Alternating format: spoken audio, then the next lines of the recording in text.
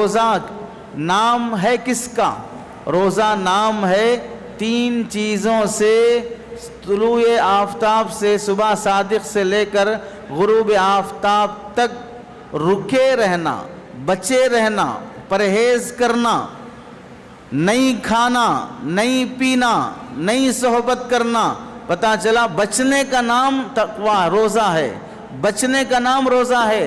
کھانے کا نام روزہ نہیں ہے، کھانے کا نام افطار ہے۔ مغرب میں جو کھاتے ہیں اس کا نام افطار ہے، صبح میں جو کھاتے ہیں اس کا نام سحری ہے۔ تو سحری اور افطاری کے بیچ میں کھانے سے پینے سے بچے رہنے کا نام روزہ ہے، اور ایسے ہی گناہوں سے بچے رہنے کا نام تقوی ہے۔